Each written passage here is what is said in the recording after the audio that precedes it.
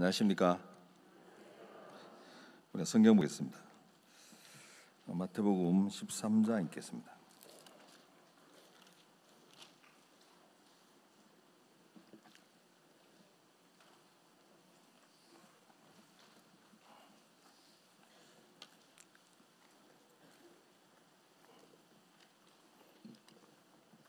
다 찾으셨습니까? 마태복음 13장 44절부터 읽겠습니다. 천국은 마치 밭에 감춘 보화와 같으니 사람 이를 발견한 후 숨겨두고 기뻐하여 돌아가 자기 소유를 다 팔아 그 밭을 샀느니라. 또 천국은 마치 좋은 진주를 구하는 장사와 같으니 극히 값진 진주 하나를 만나며 가서 자기 소유를 다 팔아 그 진주를 샀느니라. 여기까지 맺겠습니다. 지난 여름 수양에는 에어컨이 없었죠. 근데 이번에 에어컨 달아 여러분 엄청 쾌적한 가운데서 수양회를 하시는 것 같아요. 제가 이 교회 안에 있으면서 마음에 그런 마음이 있어요. 어떻게 하면 좀 제게 들어지는 형편을 통해 들어지는 그 생각들을 좀 이렇게 편안하게 버릴 수 있을까? 여러분 마음에 좀 옳게 여겨지는 생각들 이렇게 버리는데 좀 쉽습니까? 예? 어렵습니까? 저도 이 신앙을 하다 보니까 어떤 형편을 통해 들어지는 그런 생각들이 좀 제 마음이 옳게 여겨질 때 그 생각들을 버리는 게 좀 힘들더라고요. 근데 이제 마냥 힘들면 안 되잖아요. 그렇잖아요. 여러분, 제가 이 교회 안에 있으면서 신앙이랑을 하고 있는데 우리 마음에 우리가 원하지 않는 형편들을 좀 많이 만나죠. 근데 그 형편들을 통해서 들어지는 생각들이 참 많은데 이런 생각들이 죄송합니다. 기쁨으로 좀 버려져야 되잖아요. 어떤 자기를 인정한다든지 자기를 시인한다든지 아니면 내 생각이 잘못되었었구나 이렇게 인정할 수만 있으면 여러분 제가 이제 행복하게 지낼 수 있는데 그러지 못하는 경우가 이제 많죠. 우리 여기 성경에 보면 성경 뭐라고 기록하고 있느냐면은 44절에 어떤 사람이 보화를 발견했는 거예요. 그 사람이 보화를 발견한 후 그 보화를 밭에 감추어 두고 기뻐하며 집에 돌아가 자기 소유를 다 팔았다고 이야기하고 있어요. 저는 이 말씀을 대하면서 그런 마음이 들더라고요. 자, 이 사람이 자기 소유를 팔 때 그 소유를 우리가 이제 지금 생각해 볼 때 여러분이 어떤 옳게 여기는 생각이 들 수도 있고 어떤 여러분 마음의 감정일 수도 있고 여러 가지로 이제 표현할 수 있는데 여기 나오는 사람은 자기 소유를 다 팔 때 기쁨으로 팔았다고 이야기하고 있어요. 그러면 여러분 제가 이제 신앙을 하면서 아니면 인생을 살면서 우리 속에 들어지는 어떤 여러 마음이 있고 여러 감정들이 있는데 어떤 또 옳은 생각들도 있는데 그 생각들을 버릴 때 우리 속에 즐거움으로 버리냐는 거예요. 야 정말 그렇구나 인정하면서 우리 마음이 버려진다면 그게 진짜 행복한 건데 그러지 못할 때가 많잖아요. 근데 여기에 나오는 이 사람은 자기 소유를 팔 때 기쁨으로 팔았다고 그러더라고요.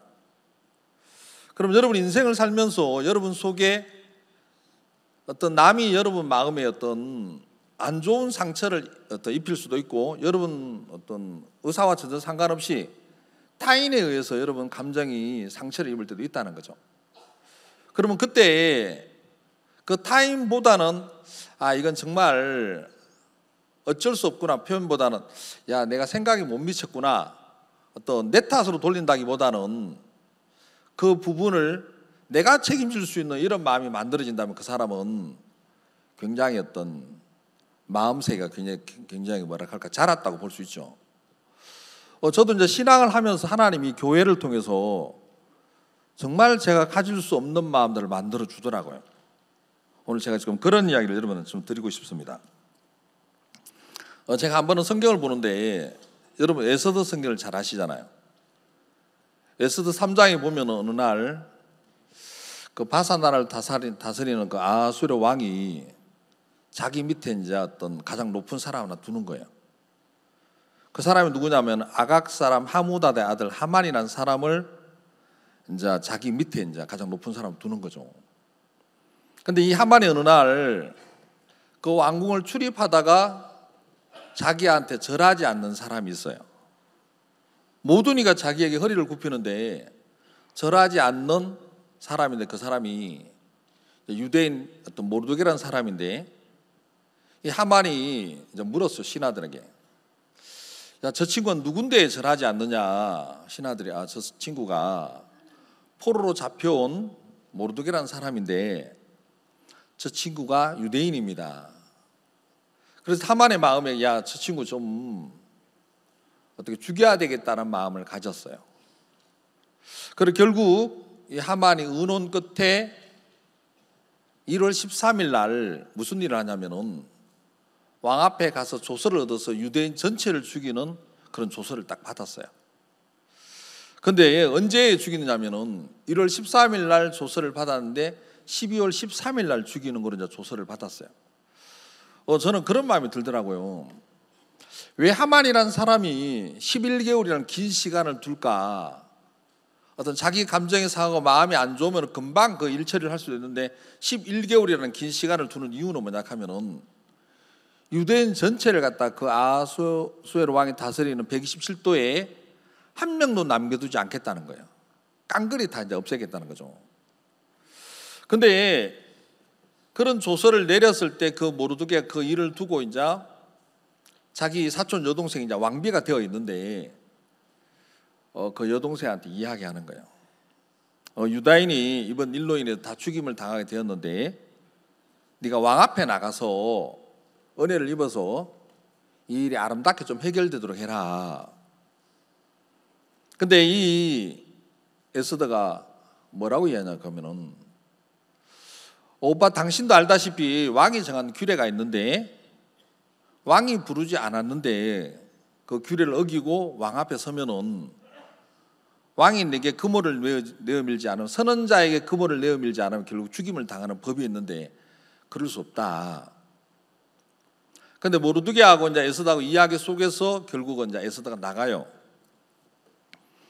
에스더가 이제 왕 앞에 나갔을 때 한 달 동안 보지 않은 자기 아내가 그 왕의 뜰에 딱 서가 있는 걸 보면서 아수르 왕이 이제 금호를 내어 밀어요. 근데 이 왕이 뭐라고 하냐 하면 당신이 왜 이곳에 섰느냐고 물어요. 근데 에스더가 뭐라고 하냐면 내가 잔치를 베풀 때니까 그 잔치에 하만하고 오라고 이야기를 해요. 여러분 우리는 그런 성경을 보면 그냥 이렇게 쉽게 지나갈 수 있는데 그 성경 속에 똑같은 어떤 문제를 만났는데 어떤 사람은 굉장히 고민하는 이야기가 숨겨져 있고 어떤 사람은 전혀 고민하지 않는 이야기들이 이제 등장하는 거예요. 하만은 그 잔치를 마치고 나오는데 너무 즐거움으로 나오는 거예요. 근데 이 아수에로 왕은 왜 내 아내가 그 규례를 어기고 나왔을까? 이 127도 안에 누구도 왕의 규례를 어겨본 적이 없는데 내 아내가 왜 이 규례를 어기고 나왔을까? 너무 고민이 되는 거예요. 저는 이 교회 안에서 그런 마음이 들더라고요. 제가 신앙을 하면서 제 앞에 있는 종들은 고민이 참 많더라고요. 예. 제 앞에 있는 종들은 야, 저 사역자가 저렇게 살면 안 되는데 야, 형제자매 저렇게 살면 안 되는데 정말 저 사람들이 믿음으로 큰일을 할 수 있는 사람들인데 왜 저렇게 살까 하는 고민이 많은 거예요. 근데 저는 그런 고민이 별로 고민하지 않더라고요. 제가 이 말씀을 생각해 어떤 마음이 들었냐면은 야, 아수에로 왕은 누구도 어기지 않은 규례를 어기고 나온 그 아내를 보면서 너무 고민이 깊은 거예요. 근데 이 하만은 전혀 고민하지 않고 즐거워하는 거예요. 제가 그런 마음이 들더라고요. 하만이 그냥 평범한 사람이라면 문제가 안 돼요. 근데 그는 왕 다음이 어떤 권력자인 거예요. 그러면 결국 왕이 그 사람을 세운 목적이 딱 하면은 당신이 내가 하는 일에 어떻게 보면 어떤 돕는 자로 줬잖아요. 왕이 고민할 때 그 하만도 고민해야 되고, 왕이 문제가 있을 때 그 문제가 하만에게도 문제가 돼야 되는 거예요. 그런데 하만은 전혀 그런 어떤 문제가 안 되는 거예요. 제가 그 모습을 보면서 정말 이 교회 안에 그렇게 사는 사람이 있다는 마음이 들더라. 그리고 하나님이 제 마음을 그런 사람이라고 들추어내는 거예요. 여러분, 우리가 이제 에스더 6장에 보면 그렇게 이야기하고 있어요. 하만이 아하수에로 왕이 자기 아내에게 그래 당신이 왜 규례를 어기고 나왔냐? 당신이 내게 뭘 이야기하고 싶으냐? 당신 내게 나라의 절반을 달라면 절반을 주겠다 이야기해서 그랬을 때 그 에스더가 내일 또 잔치에 나오세요. 그럼 그때 내가 이야기하겠다고. 여러분, 근데 6장 1절에 보면 이 아하수에로 왕은 잠이 안 오는 거예요. 너무 고민이 되니까. 내 아내가 이 규례를 어기고 나왔다는 분명히 그 속에 어떤 숨겨진 이야기가 있는데, 내가 정말 하고 싶은 이야기가 있는데 왜 그 이야기를 오늘 하지 않았을까? 깊은 고민에 잠이 오지 않는 거예요. 그래 온 밤을 뜬 눈으로 지새웠어요. 근데 하만도 뜬 눈으로 뒤새우더라고. 어떤 일로 어떤 지새우냐 하면은 모르드게를 죽이려고, 그 모르드게를 죽이기 위해서 지혜를 짜고 50규빗 되는 장대를 달고 그걸 왕의 허락받기 위해서 뜬 눈으로 밤을 새워서 왕궁에 갔어요. 근데 왕이 그 온 어떤 밤을 지새우면서 이 신하들에게 어떤 궁중에 역대 일기들이 있는데 좀 가져와서 한번 보자. 근데 그게 보면은 모르드게가 자기를 살려준 이야기가 기록이 되어 있어요. 근데 왕이 신하들한테 물어요. 이 일로 인해서 모르드게에게 어떤 관장을 줬던지 그런 일이 있느냐? 그러니까 없다는 거예요. 근데 그렇게 이야기하고 있는데 마침 하만이 왕궁에 들어왔어요. 그때 신하들이 왕이여 하만이 여기 들어왔습니다. 그러니까 하만을 불러들였어요. 그래 하만에게 뭐라고 한다하면은 내가 존귀케 하기를 기뻐하는 자가 있는데 그런 사람은 어떻게 하면 좋겠냐 물었어요. 저는 그 대목 앞에 그런 마음이 들더라고요. 정말 하만이 조금이나 생각할 수 있는 사람이었어요. 여러분 사실 하만이 왕 다음에 권력자이기 때문에 지혜가 없는 사람은 아니에요. 나름대로 똑똑할 거예요. 근데 그 사람이 갖고 있는 나름대로 그 위치까지 가려면 그냥 가지는 않았을 거라는 거죠. 근데 그 사람이 그 왕의 질문 앞에는 너무 무능한 사람인 거예요. 왕이 기뻐하게 존귀하게 기뻐하는 자를 어떻게 하면 좋겠냐 물었을 때 정말 하만이 지혜가 있는 사람이고 어떤 고민을 한 사람이라면은 왕이 누구를 존귀케 하기를 기뻐하기를 원하십니까? 묻겠어 안 묻겠어요? 물을 거라는 거예요. 자, 여러분은 묻겠습니까? 예, 여러분 물을 수 있겠습니까? 여러분 저는 그 대목 앞에 이 하만이 왜 그 질문을 못했을까? 그 질문했을 때 자기가 아니고 모르드게였다면은 그 뒤에 왕이 존귀케 하기를 기뻐하는 자에게 뭐 왕복을 입히고 왕에 타는 말에 어떤 태우고 이런 이야기 하겠어요? 안 한다는 거예요. 제 마음에 그러면은 왜 하만이 그 이야기를 왕이 존귀하게 기뻐하는 자가 누굽니까? 물을 수 없는 마음이 도대체 뭘까? 그 속에 어떤 마음이 있어서 그렇게 그냥 왕에게 그 속에 있는 심중에 있는 어떤 이야기를 하잖아요. 나 외에 누구려? 정말 존귀하게 기뻐하는 자가 나 외에 누구려 하는 그 마음을 따라서 결국 이야기를 해버리는데 제가 이 교회 안에 있으면서 그런 마음이 들더라고요. 여러분 이번에 세계대회가 12일간을 어떤 여정을 보내서 마쳤습니다. 그렇죠? 여러분 여기서 태권도, 저 무주 태권도원에 가보신 분 있습니까? 한번 손 한번 들어보십시오. 태권도원에 교사로 가셨던지 이런 분들, 예, 고맙습니다. 제가 충청도 충청 지역에 있습니다. 저들 공주교회가. 저들이 보통 그 세계대회를 하면 세계대 2주차가 대덕과 이제 솔밭을 나눠서 해요. 왜냐하면 인원이 좀 많기 때문에. 그래 저들 충청 지역이 솔밭에 세계대 2주차 좀 준비를 하고 그래요. 근데 이번에는 무슨 일이 있었냐면은 태권도원에서 세계대회를 하자고 해가지고 태권도원을 저들이 이제 얻어서 태권도원에서 세계대회를 할 수 있는 준비를 했어요. 근데 그냥 태권도원은 어떤 하나의 큰 홀이기 때문에 큰 체육관이죠. 근데 거기에 이제 무대도 좀 있어야 되잖아요. 그래야 조명도 있고 어떤 여러 가지 배경이 있어야 되는데 그 이제 배경을 만드는 일이 있었어요.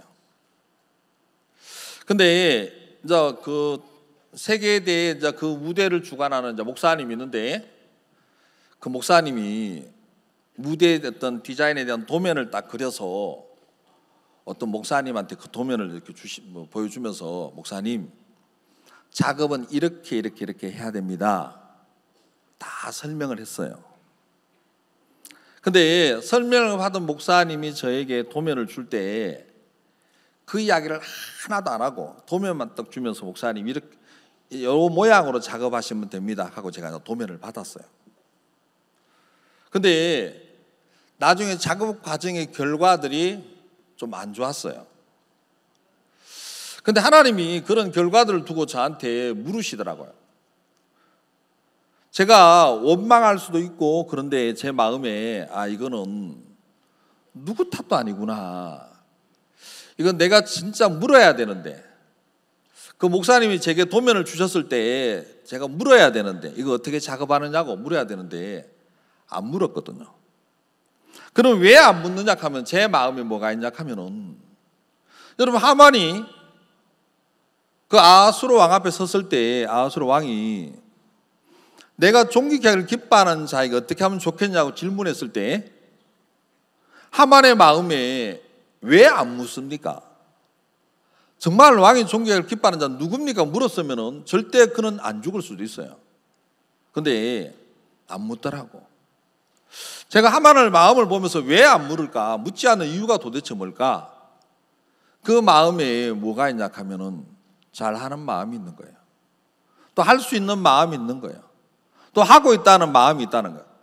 제 마음도 그 목사님이 제게 그 뒷 배경의 도면을 어떤 저한테 줬을 때 제가 묻지 않는 마음이 제게 보이더라고. 내가 할 수 있다는 마음, 잘하고 있다는 이 마음이 묻지 않는 거예요. 근데 그게 별것 아닌 것처럼 보이지만은 이를 영 힘들게 하더라고요. 근데 이제 세계대회 2주차가 이제 내일 아침이면 시작되는 거예요. 그리고 오늘 저녁 12시에 이제 배경이 다 마쳤어요.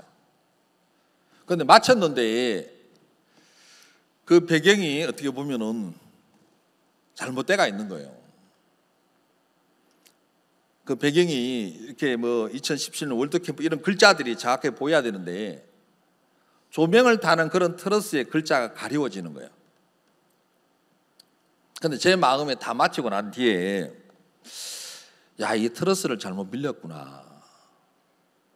이 트러스를 잘못 빌려서 이런 경우가 됐는데 이거는 뭐 내가 어쩔 수 없다 하면서 일을 마치고 저희들이 솔밭에 있어요. 솔밭을 철수했는데 위에 목사님들이 그 무대에 다 만들어진 어떤 사진들을 이제 보셨는 거예요. 그래서 저한테 전화를 해주셨는데 제가 전화를 이제 못 받았죠.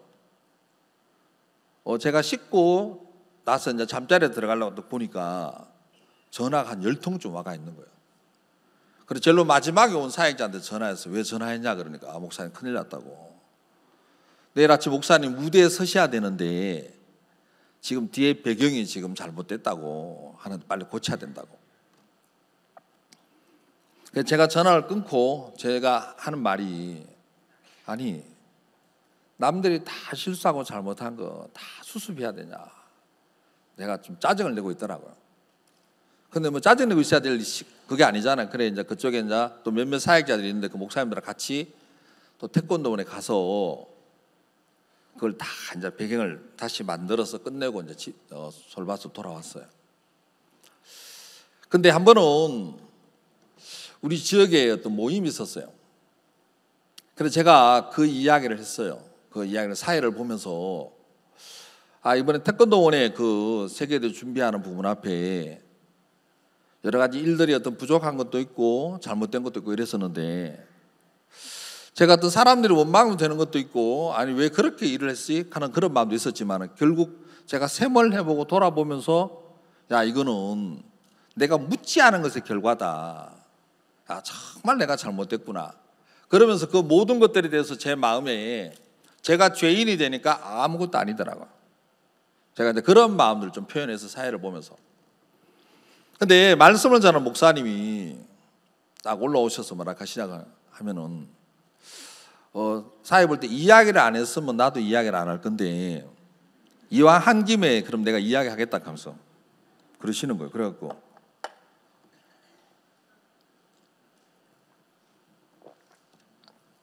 저는 또 무슨 이야기를 하실란가? 근데 그 목사님 말씀 전하시면 그런 이야기 하시더라고요. 배종원 목사가 일은 하기는 하는데, 그런 결과가 왔을 때 누가 잘했냐 못했냐 그게 뭐가 문제냐.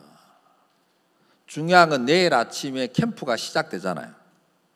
내일 아침에 이 자리에 목사님이 서시는데 그러면은 저 상태로 캠프할 거냐. 어떤 사람이 잘못했든 그게 뭐가 문제냐. 정말 중요한 건 우리 배 목사 마음에 이 캠프에 대한 어떤 목사님에 대한 초점이 맞춰져 있으면은 누가 잘못했더라 그게 뭐가 문제냐. 제가 그 이야기를 듣는데 정말 부끄럽더라고요. 제가 이 교회 안에서 일은 하지만, 어떤 잘하는 것, 어떤 할 수 있다는 그 마음으로 일은 하지만, 어떤 정말 중요한 부분 앞에서는 누가 잘했냐 못했냐 거기에 서 있는 제 모습이 이렇게 보이더라고요. 그럼 하나님이 저를 정말 부끄럽게 하는, 여러분이 들을 때는 뭐 그게 부끄럽냐 아니더라고요. 제가 이 교회 안에 신앙생활하면서 하나님이 저한테 다른 건 좀 몰라도 저를 인정하는 마음들을 하나님이 자꾸 가르쳐 주는 거예요. 저도 전에는 남 탓하고 형편 탓하고 사람 탓하는데 길들여진 그런 마음으로 참 많이 살았어요.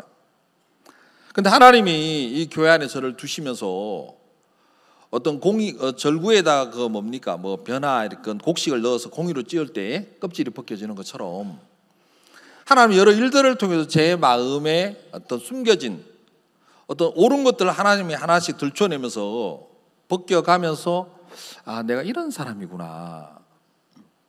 이래서 나를 믿으면 안 되는구나. 이래서 하나님이 나를 버렸구나. 그런 마음을 만들어 주시니까 그 하나님 너무 좋은 거예요. 전에는 제 생각을 고집스럽게 쥐고 있을 때도 많았었고, 제가 어떤 형편을 통해 들어지는 생각이 맞으면은 진짜 그거 맞는 거예요.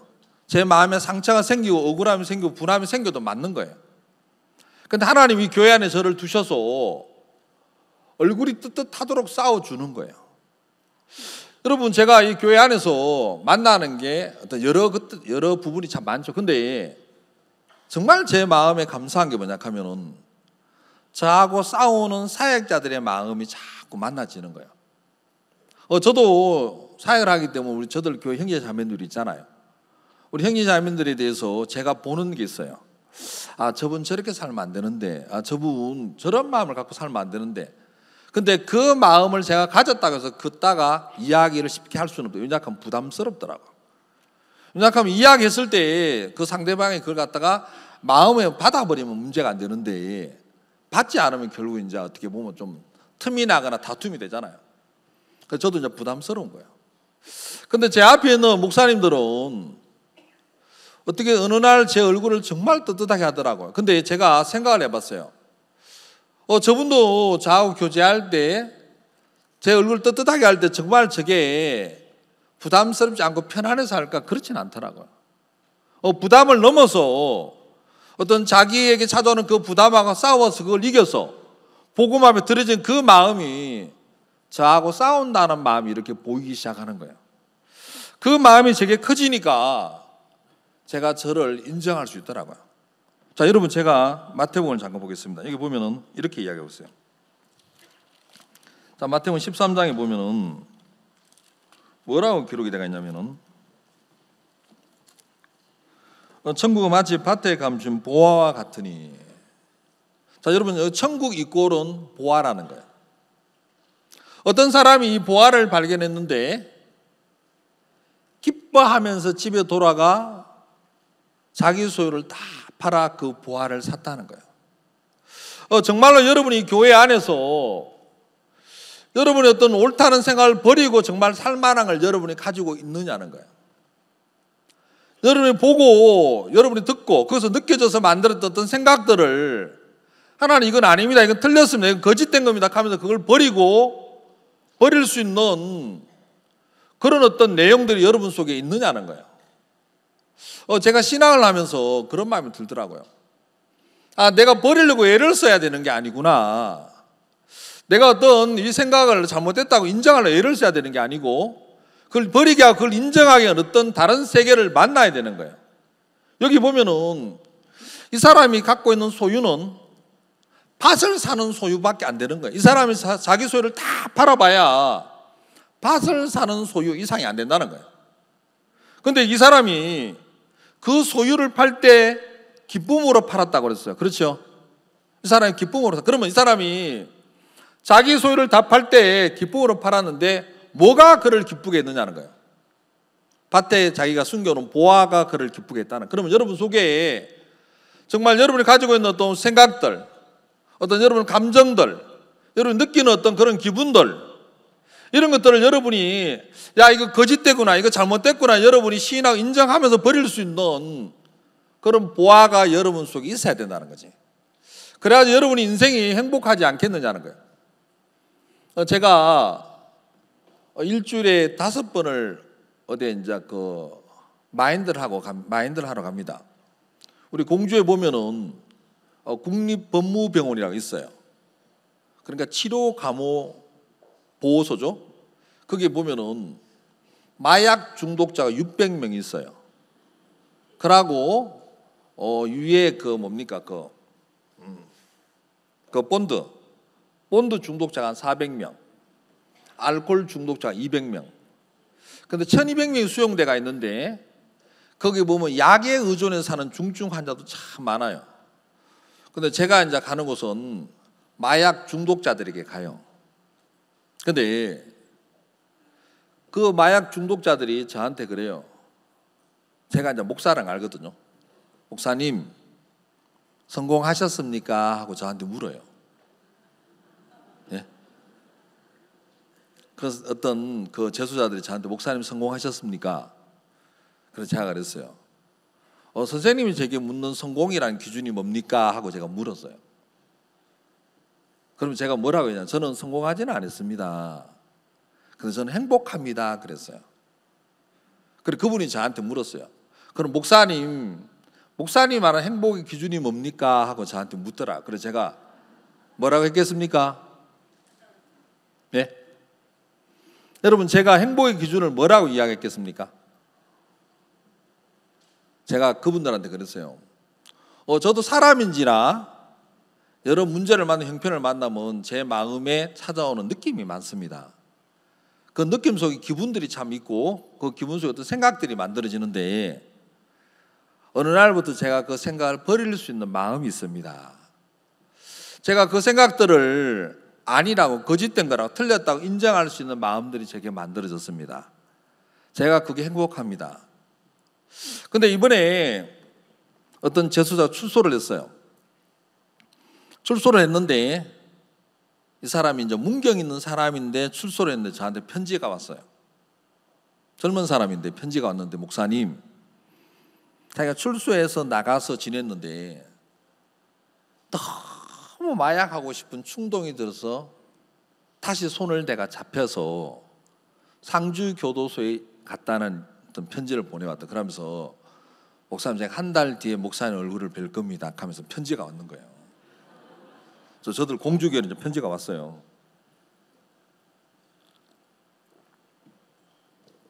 자, 여러분,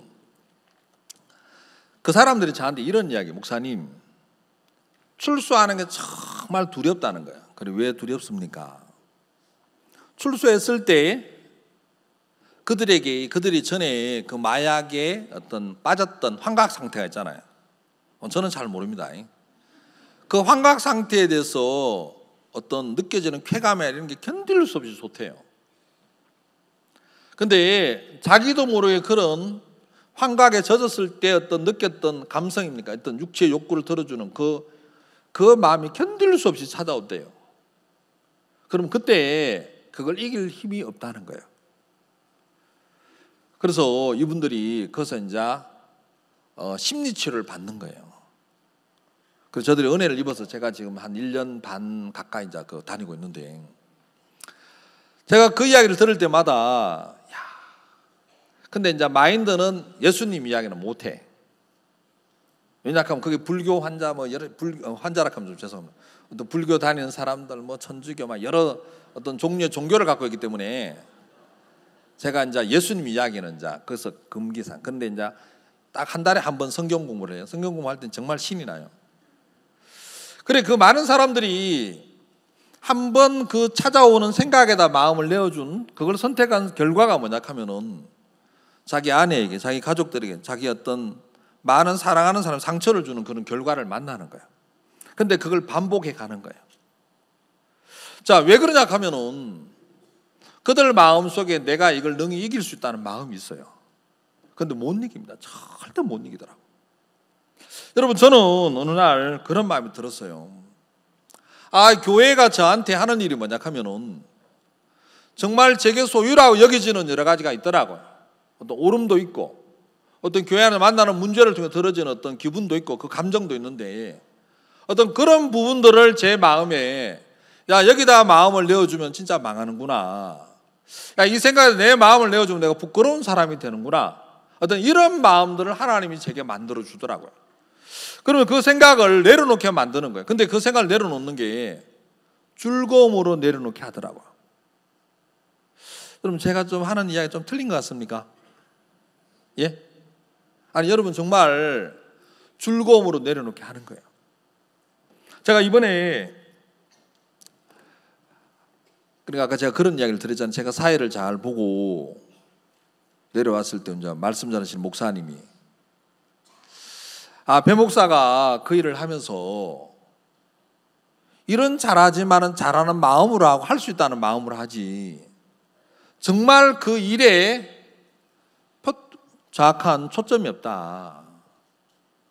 목사님이 내일 아침에 그곳에 서셔야 되는데 그 뒤에 배경이 정말 잘못되었으면 누가 했던 어떤 사람이 했던 그거는 무조건 고쳐야 되는 거예요. 근데 그걸 놓고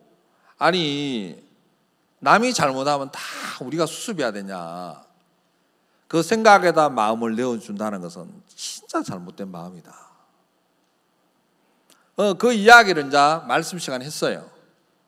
근데 이제 말씀 마치고 예배를 다 마치고 나서 요플레 한 개씩 먹고 있으면서 저한테 막 이야기를 하는 거예요. 전에 이야기까지 막 섞어서 하시는 거예요. 근데 제가 그 이야기를 듣는데 얼굴은 떳떳한데 뭐가 제게 보이냐 하면은 내가 정말 그런 사람이구나. 이게 자꾸 보이는 거예요. 이게 보이니까 제 마음이 어떤 마음이 만들어지냐 하면은 그 종에 대해서 마음이 열리더라고. 여러분, 어떻게 보면 꾸중하는 사람에게 왜 마음이 열리겠느냐는 거예요. 여러분, 내 얼굴을 떳떳하게 하는 사람에게 왜 마음이 열리겠느냐는 거예요. 이유는 그 꾸중과 그 어떤 그 면책하는 그 이야기 속에 제가 자꾸 보이는 거예요. 하나님, 제가 하만처럼 잘하고 있는, 할 수 있는, 하고 있다는 이 마음에 갇혀 있습니다. 이건 정말 죽을 마음이구나. 이 마음이 제게 자꾸 적발이 되니까 그 종에 대해서 마음이 자꾸 열리는 거예요.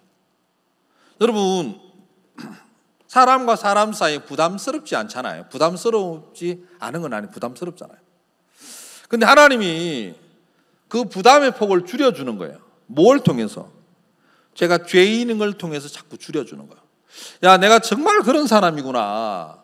하나님, 내가 정말 거짓된 인생이네요. 이 마음을 자꾸 만나고 발견케 하면서 종과의 그 부담을 자꾸 줄여주는 거예요. 그러면서 야, 저 종하고 더 교제를 해야 되는구나. 야, 저 종의 마음에 있는 하나님을 내가 정말 배워야 되겠구나. 저 이야기 속에 있는 저 주님을 내가 만나지 않는다면 내 속에 갇혀서 정말 슬픈 인생이 되겠구나. 자, 이런 마음이 자꾸 들어지더라고요. 자, 여러분, 성경이 여기 뭐라고 이야기하냐면 이렇게 이야기하고 있어요.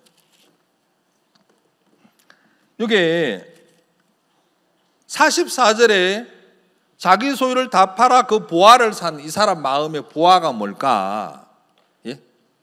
44절에 어떤 사람이 보화를 발견하고 기뻐서 집에 들어 자기 소유를 다 팔았나? 그럼 이 사람의 소유를 다 팔게 했던 그 사람 마음에 그 감춰진 보화가 도대체 뭘까? 여러분, 성경은 이렇게 이야기하고 있어요.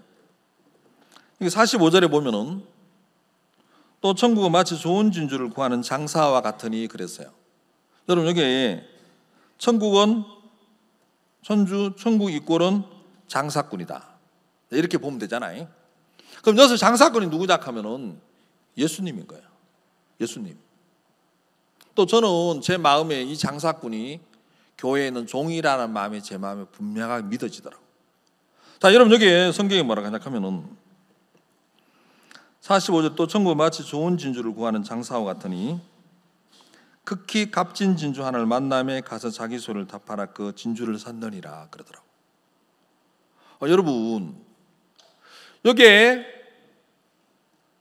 진주를 구하는 장사꾼이 극히 값진 진주를 만나니까 그 진주를 사게 자기 소유를 다 팔았다고 이야기했어요. 여러분, 저는 이렇게 이야기하고 싶어요.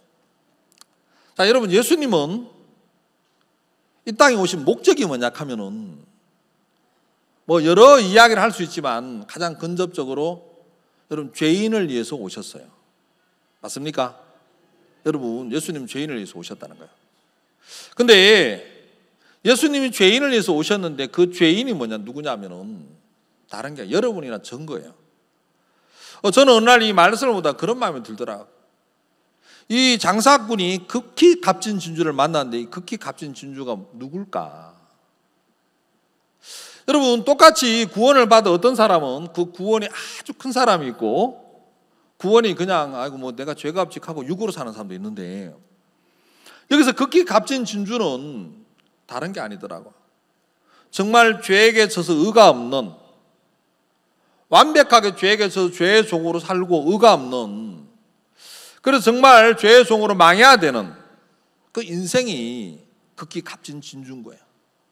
근데 그 장사꾼이 어떻게 보면 죄에게 져서 의가 없고 그래서 망해야 되는 그 인생을 놓고 자기 소유를 다 팔아버렸다는 거예요. 여러분, 제 마음에 그 주님도 주님이지만 제가 교회 안에 있으면서 정말 저는 하만처럼 할 수 있고 잘하고 있고 하면 되는 그런 마음을 갖고 사는 거예요. 근데 그런 마음하고 교회가 계속 싸워주는 거예요. 어떻게 보면은 그냥 놔도 되는데, 어떻게 보면 그냥 그래 네 마음으로 살아라, 네 가고 싶은 대로 가라 하고 그냥 놔둘 수도 있는데, 그런 마음을 갖고 있는 저하고 싸워서, 그러니까 싸우는 그 마음이 자기 소유를 다 팔아버린 마음이더라고. 그 싸워준 마음이 결국은 제게 어떤 생각들을 인정하게 하고 시인할 수 있는 그런 마음들을 만들어주는 거예요.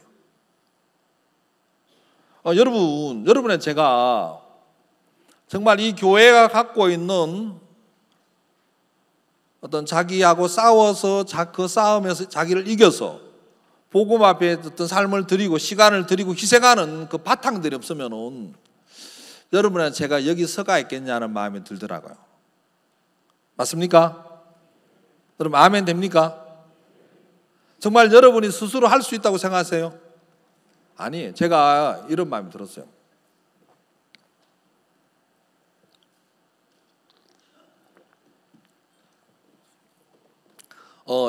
아침에 이런 이야기 좀 드리면 그렇지만은 제가 의문이 하나 있었어요.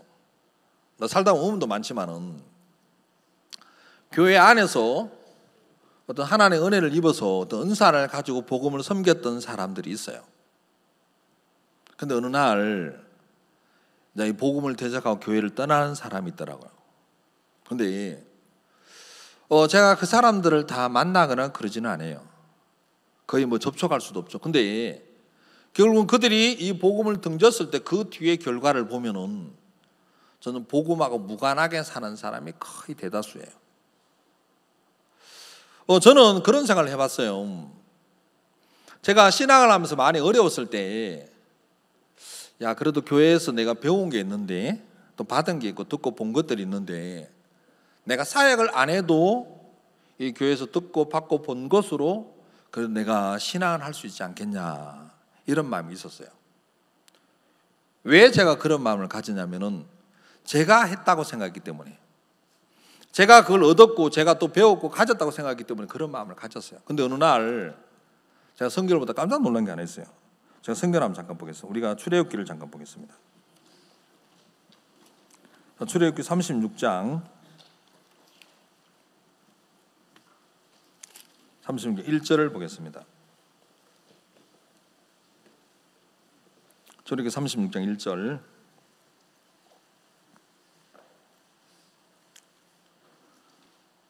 부살렐과 올리압과 및 마음이 지혜로운 사람 곧 여호와께서 지혜와 총명을 부으사 성소에 쓸 모든 일을 할 줄 알게 하심을 입은 자들은 여호와의 무릇 명하신 대로 할 것이니라. 자, 여러분, 저는 어느 날 이 말씀을 보면서 제가 지금 구원받고 교회 안에 들어온 지 31년이 지났습니다. 제가 이제 사역자로 사역을 한 때는 지금 한 23년 정도 되는 것 같은데, 어느 날 하나님이 저한테 무슨 이야기를 하냐면은, 내가 교회 안에 행했던 모든 것들이 하나님이 제게 할 줄 알게 하는 마음을 주셔서 내가 했구나. 부정할 수가 없더라고요. 정말 여러분 마음에 여러분이 교회 안에서 여러분이 희생했다고 생각하세요? 예? 정말 여러분이 희생하셨습니까? 아니에요. 주님이 희생할 수 있는 마음 주니까 희생한 거예요. 여러분이 교회 안에 봉사하셨어요. 여러분이 봉사하셨습니까? 아니에요. 하나님 여러분의 제 마음에 봉사할 수 있는 마음 주니까 봉사한 거예요. 저는 어느 날 이 말씀을 읽다가 진짜 그렇구나. 교회 안에 있던 나름대로 은사를 가졌던 그 사람들이 자기 것이 아니었었구나. 정말 주님이 그들에게 이 교회 안에 하게 하셔서 또 주셔서 한 것이지, 그들에게 어떤 재능이 있거나 그들에게 어떤 기능이 있거나 그들이 뭔가 얻은 세계가 아니구나. 하나님이 할 줄 알게 하셔서 한 세계구나.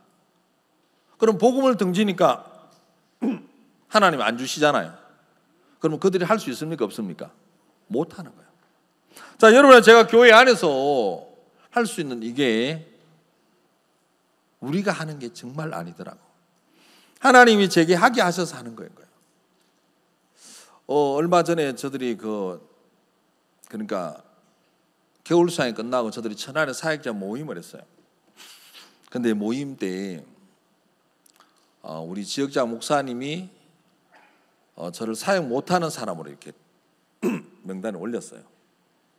그래서 제가 이제 그 명단에 올라갔죠. 근데 기분이 별로 안 좋더라고요. 그리고 제 마음에 또 고민되는 것도 있었고. 그리고 보통 사역 못하는 사람 명단에 올라가면 목사님 제가 생각이 좀 못 미쳤습니다. 배우겠습니다. 이래야 되잖아요. 그게 어떻게 보면은 기본 또 마음 바탕이고 정서적인 건데. 근데 제가 우리 지역장 목사님한테 나 사역 못하겠다 했어요. 그러니까 왜 사역 못하냐, 못하는 이유가 뭐냐, 제가 무슨 이유가 필요 있냐, 못하겠다. 그래서 제가 이제 박 목사님한테 갔어요. 목사님이 저에게 그래 자네 조 목사하고 싸웠냐? 아닙니다, 목사님 싸우진 않습니다. 그럼 왜 사역을 못한다 하냐? 제가 제 속에 있는 이야기를 다 표현을 안 했지만은 제 마음을 이렇게 목사님 표현을 했어요. 근데 목사님 갑자기 저한테 뭐라 그 시작하면은 자네는 악한 영에 잡혔다 하더라고요. 예? 뭐라고요? 악한 영에 잡혔다 하시더라고. 그래서 제가 속으로 목사님은 그냥 때려잡으시나, 자, 그 생각이 드는 거예요. 그러시다 목사님이 갑자기 비행제 자네가 계속 그런 쪽으로 가다 보면 자네 정신이 안 좋아지고 잘못하면 귀신이 역사할 수도 있어. 그 제가 속으로 아니 나처럼 정신 말짱한 사람이 어디 있는데 목사님 저렇게 이야기하시냐. 근데 제가 목사님하고 대화하는 그 속에서 제가 뭘 하나 느꼈냐 하면은 제 마음에 네가 정말 옳으면은, 네가 진짜 옳으면은 왜 괴롭냐, 네가 정말 옳고 맞으면 너 왜 저 목사님처럼 못 사냐. 저는 그런 생각 안 했었거든요. 제가 괴로워도 옳은 건 옳았어요. 예? 제가 정말 괴로워도 옳은 건 옳은 거예요. 근데 목사님이 저한테 자네 악한 영에게 지금 잡혀 있어. 그리고 자네가 계속 이 상태에다 마음을 내어주면은 자네 정신이 안 좋아지고 잘못하면 귀신 들릴 수도 있어. 제가 그 어떤 대화 속에서 제가 생각이 되는 거예요. 내가 가지고 있는 이게 정말 옳으면 왜 네가 괴롭냐. 그럼 네가 정말 네가 가지고 있는 게 맞으면 왜 너 목사님처럼 못 사냐. 그게 제 속에 잠깐의 질문이 되는 거예요. 그러면서 제가 딱 마음이 좀 꺾였어요. 그래갖고 그때부터 이제 목사님 교제가 되고 우리 지역자 목사님 교제가 이제 되기 시작했어요. 근데 하나님이 저한테 지금까지 막 가졌던 것으로 고민했던 그 세월을 하나님이 막 헐기 시작하더라고요.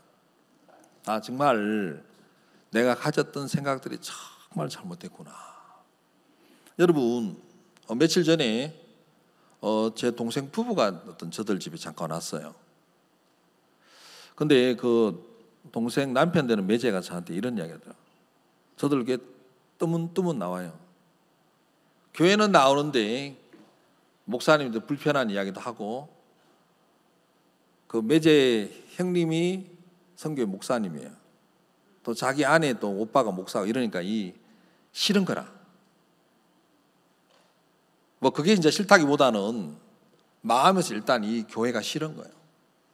그래서 제가 그런 이야기 했어요. 제 매제 보고, 자, 옳고 그르고 그걸 떠나서 너도 그리스도이고 나도 그리스도인이다. 그럼 중요한 거는 우리가 살자. 어떻게 살았냐. 목사님처럼 네가 살고 있냐? 자, 여러분 돌을 던지고 욕을 하려면 여러분이 살고 돌 던지고 욕하세요. 그렇죠? 맞습니까? 자, 여러분들한테 행위를 이야기하는 게 아니에요. 여러분이 교회의 걸 받았다면은, 정말 종들의 것을 받았다면은 여러분이 그거로 살 거라는 거예요. 그건 행위가 아니고 행함이라는 거예요. 맞습니까? 자, 그럼 여러분들이 했다고 말할 수 있느냐는 거예요. 왜냐하면 받은 것을 했기 때문에 여러분이 한 건 아닌 거예요. 제 마음에, 제가 목사님과 교제 이후로부터 제 마음에 제가 무슨 어떤 이론적인 이야기를 해도 결국 살지 않는다는 것은 결국 그건 거짓말이구나. 그건 정말 잘못된 거구나. 제 마음에 그 마음이 들면서 이제 마음이 쭉 바뀌기 시작하더라고요. 근데 한 번은 제가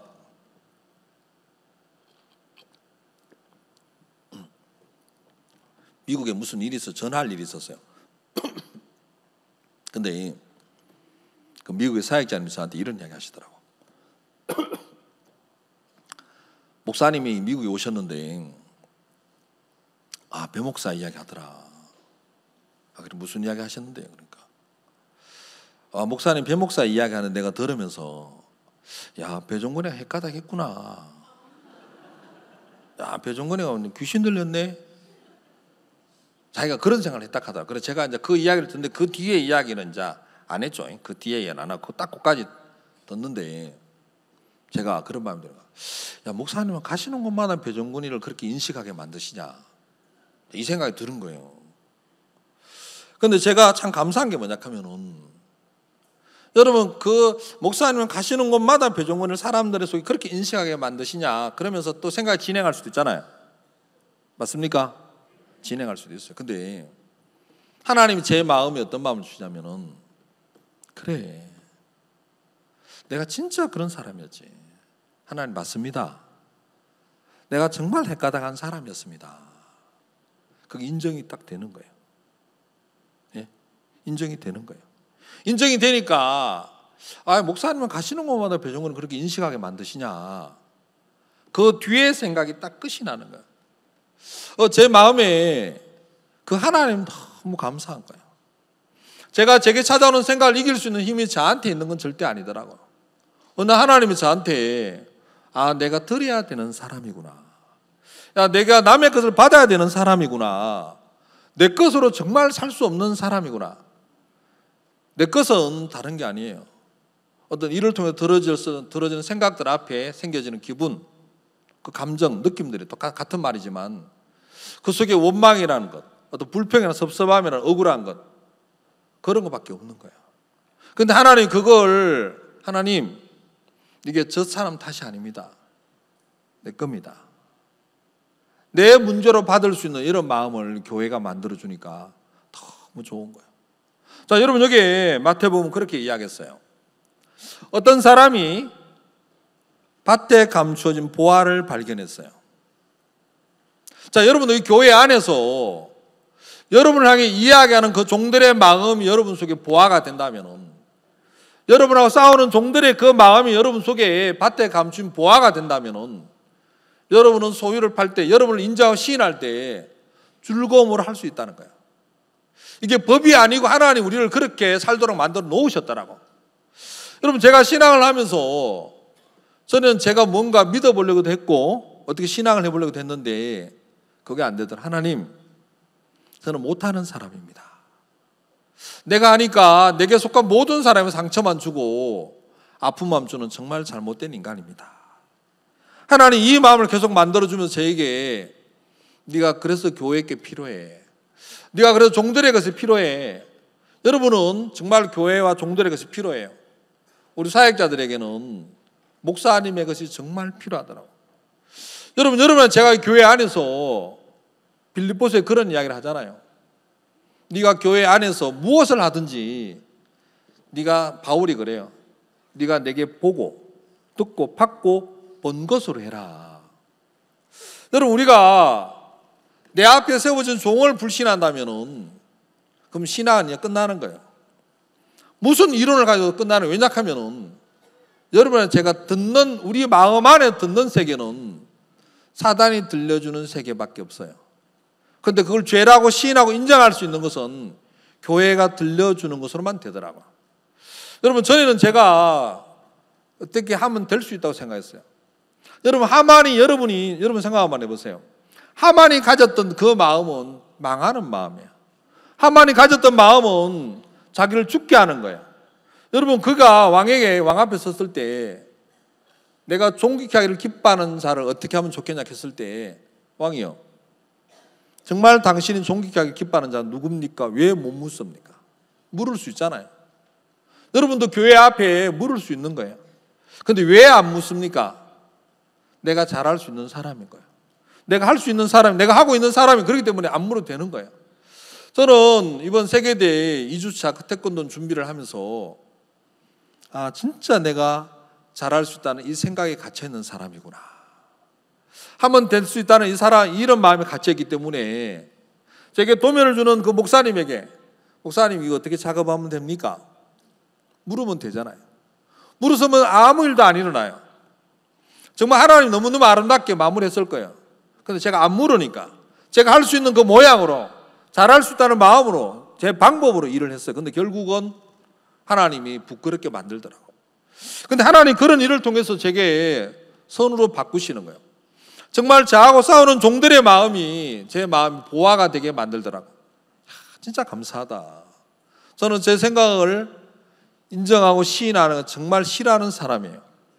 그런데 하나님이 교회를 통해서 제 생각을 거짓되다고 시인할 수 있고 제 생각을 틀렸다고 인정할 수 있고, 하나님 제가 이 마음을 가지면 제가 망하네요, 이렇게 제 마음을 인정할 수 있는 이런 마음을 주시는 하나님이 너무 좋더라고요. 여러분 제가 성경 하나를 보고 좀 마치겠습니다. 우리가 히브리서를 잠깐 보겠습니다. 히브리서 11장 13절을 보겠습니다.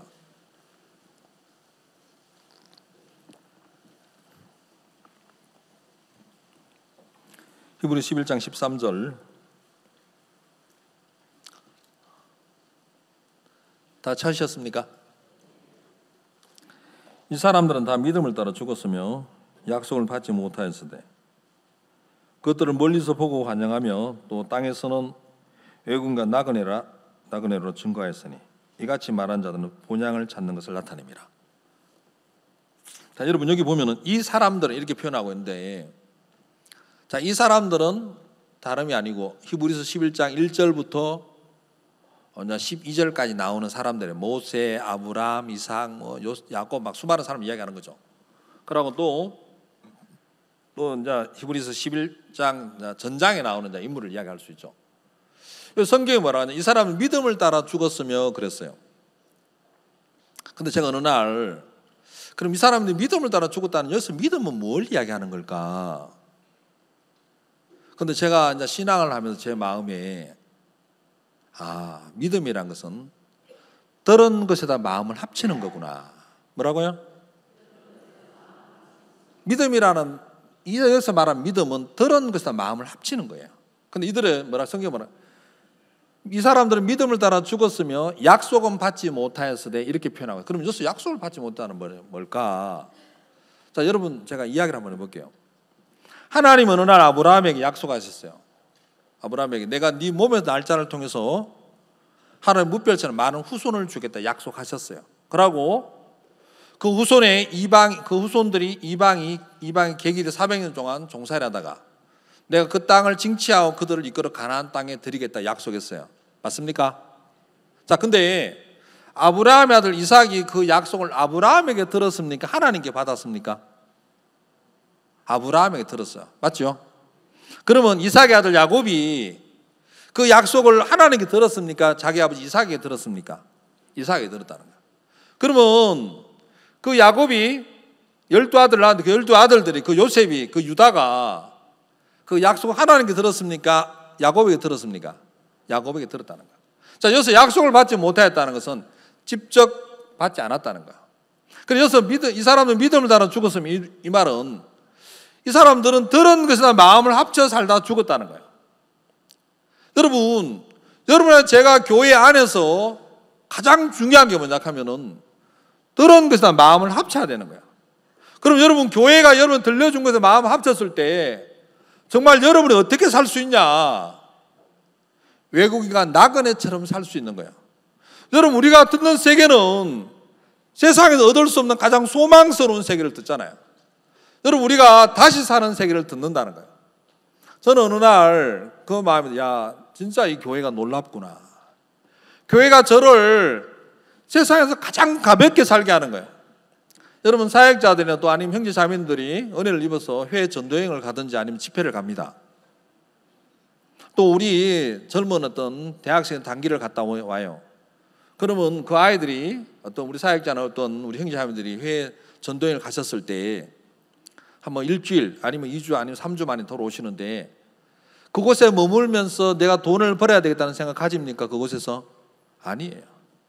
그곳에 여러분이 내가 집을 짓고 살아야 되겠다 그 생각 가집니까? 아니에요. 그곳에 뿌리를 내려서 내가 살아야 돼 그런 생각 가집니까? 아니라는 거예요. 여러분 그곳에 가셔서 여러분이 1주 2주를 지내면서 정말 가볍게 살다 오시잖아요. 그래 안 그래요? 여러분 정말 외국인처럼 나그네처럼 살다 오신다는 거지. 하나님 여러분에게 교회가 들려주는 것이 여러분이 교회가 들려주는 것에 마음을 합치면은 여러분 이 땅에서 외국인과 나그네처럼 정말 가볍게 살 수 있는 세계를 하나님이 교회 안에 주셨다는 거예요. 그런데 우리가 이 교회 안에 있으면서 이 땅에 뿌리를 내리고 살 것처럼 그런 마음으로 산다는 것은 그건 정말 잘못된 거예요. 다른 말로 말하면 들려주는 것에다 마음을 안 합치고 산다는 거예요. 여러분 교회가 들려주는 것은 세상에 여러분들을 가장 가볍고 가장 복되고 여러분 외국인과 나그네처럼 살 수 있으면 그거 얼마나 행복합니까? 맞습니까? 맞습니까? 여러분 성경 분명히 이야기하고 있어요. 13절에 이 사람들은 다 믿음을 따라 죽었으면 약속을 받지 못하여서 그것들을 멀리서 보고 들은 것에 마음을 합치니까 그게 보이는 거예요. 마음에서 보이는 거예요. 그리고 그걸 멀리서 보면서 그 소망으로 이 세상에 좀 부족하고 좀 못나고 어떤 좀 가진 게 없어도 마음의 세계가 어떻게 삽니까? 성경은 뭐라? 또 땅에서는 외국인과 나그네로 증거하였으니. 여러분 이렇게 가볍게 살 수 있는 사람이 어디 있어요? 여러분들이 전도여행 가가지고 회에서 정말 가볍게 지내다 오시잖아요. 하나님 우리를 이 교회에서 들은 것으로 이 교회 안에서 정말 가볍고 외국인과 나그네처럼 소망 안에 살 수 있는 그런 복을 주셨어요. 정말 제 마음에 이 교회가 저하고 싸워서 제 마음에 들려주는 세계들이 제 마음에 보화가 돼가지고 어떤 저를 부인하고 세상을 버리고 저를 인정하고 시인할 수 있는 이런 마음들을 기쁨으로 갖게 만들더라고. 아멘 됩니까? 여러분들 속에 하나님이 이 교회를 통해 그렇게 일하시고 우리한테 그런 소망 가운데 살게 하신다는 마음이 드니까 너무 감사한 마음이 있습니다.